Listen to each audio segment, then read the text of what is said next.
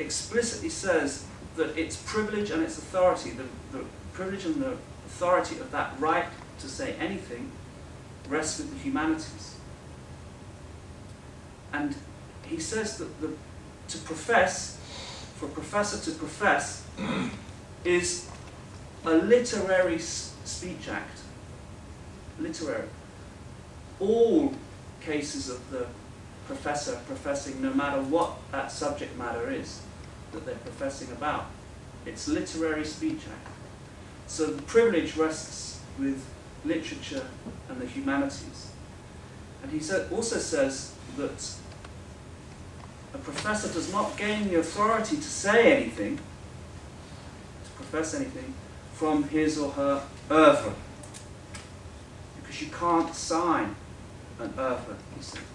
You can sign individual artworks, but you can't sign an oeuvre. And the authority, therefore, does not rest in the production of an oeuvre. No professor's authority rests on his or her production of an oeuvre. No one teaches in a university through having produced an oeuvre, he said, although he thinks that might be changing in the last 2 or 3 decades. Well, I would argue that that's exactly how arts professors gain their authority to teach in a university, is through the production of an oeuvre. And that is what they sign. They sign oeuvres. And again, this it's a kind of suspicion I have that the notion of performativity is privileging literature and the literary and writing. So yeah, this is where I want. That's what I would want to add to. It's a kind of question about performativity. You've given types of performativity, but maybe there's a kind of performativity that doesn't quite fit with Derrida's account of performativity. Okay, let me pick up one point there, try and feed back to Herman to be able to respond and then we'll open up for everybody, maybe. Which is the question of the profession. And Derrida talks about the unconditional university as a profession of faith. And that obviously, to my ear, goes back to Deman and Deman's reading of Rousseau, the Professing de Foi, in Allegories of Reading. And I was thinking about this when Herman was outlining the kind of history of North American theory. And what's interesting, I think, about this in several ways, is that Allegories of Reading, or that second half of Allegories of Reading, the long section on Rousseau, began life as a monograph that Deman wrote in 1972-73 when he was on sabbatical from Yale, and he was in Geneva. He did semester study leave, and he wrote that as a continuous manuscript on its own called Textual Allegories. And this, I spent a long time working on this manuscript and transcribing it. It's going to go online in the UCI portal in a couple of weeks. But what's interesting about it is that, so Deman is working on the question of the performative and the constitutive, working through Rousseau as the kind of methodology that he's using as early as 72, 73. But he doesn't publish that as a book. He doesn't publish it as a collection until 79. Allegories of Reading comes out, although bits of it are published as articles, notably the essay on the Professing de Foi. That's the first thing that's published as a text on its own.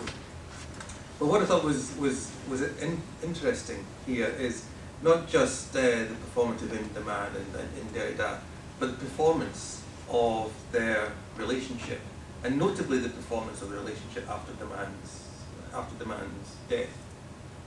Because it's not just the question of the essays on Deman, the memoirs for Paul Deman, and then the long essay on the wartime journalism. But there's those two late essays as well, Le Parjure and Limited Ink 2. Right, to go back to the question of iterability. So Limited Ink 2 is a reading of Deman's reading of Rousseau's Confessions, stress at this point around shame and exposure. And what I find fascinating about those two late essays by Derrida is the essay on Henri Thomas's Le Parjure, which is a kind of kiss and tell thing by Derrida. This is the story of demands. The way that essay runs, as you know, is that Derrida starts off by saying, once Paul Demand said to me, if you want to know anything about my life, go and read Henri Thomas's Le Parjure. Right? This is supposed to be a fictional account of Demand's life in America when he allegedly abandons his first wife and family in Belgium and has takes another wife in America at the same time. It's still being married in Belgium. And so Derrida does a reading. He does it around the question of performatives as well. It's all about reading Hillis Miller's Anna Cawthorn as well. But really, that essay, in the Henri Thomas novel, it's a novel. It's not Paul Demand's life. Paul Demand's life is actually much more interesting than the Henri Thomas novel. But Derrida didn't check the facts. Derrida didn't go to Patricia Demand and say, "This is true." He published this as if this fiction as a fiction with a truth, right? So it's as this piece of literature, this performance, as if it was fact, in a way that's kind of totally naive piece of literature, just taking this novel as if it were biography. And then the second essay, Limited Ink 2, which was given on the occasion of a conference at UC Davis, which was supposed to be marking the publication of Demand's aesthetic ideology. And all of the speakers have been asked to speak about aesthetic ideology. And Derrida, who was doing the keynote address, stood up and gave an essay on allegories of reading, and reading the essay on excuses in allegories of reading. And in which he says, well, actually, this is a biographical text by Demand. Right? And the exact opposite of what he says in Sound of the Sea Within a Shell, where he says, we should not read this, this cannot be saturated by biography. We can't say this in that essay on Rousseau's Confessions of the Biographical Essay. That's precisely what he does in Limited Ink 2.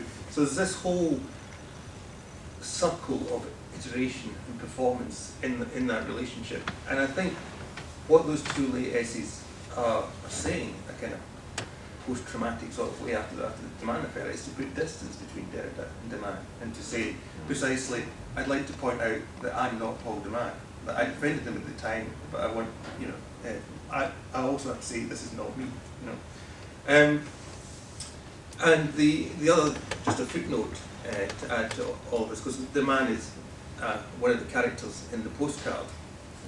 Derrida gets off the plane, he meets Demand and Hillis Miller in JFK, and then leaves them with his bags at JFK and sneaks off to make a phone call to the lover.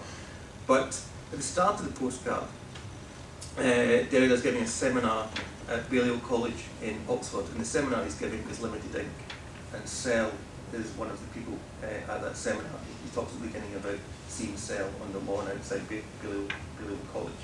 So it's all this kind of rich textual set of iterations that's going on in this whole set of text by Derrida. That's it. Can I add a couple of things to your presentation, Herman? One is about the signature in relation to the film you mentioned. I went to the premiere of the Derrida film by Kaufman and Dick in the Locarno Film Festival, and there was a discussion afterwards with the filmmakers, and there must only have been around 5 people there at this discussion. And I asked about who had editorial control of the film, and rather reluctantly, Kaufman said that it was, well, in the end it was Derrida, who decided what scenes were in and what scenes were out.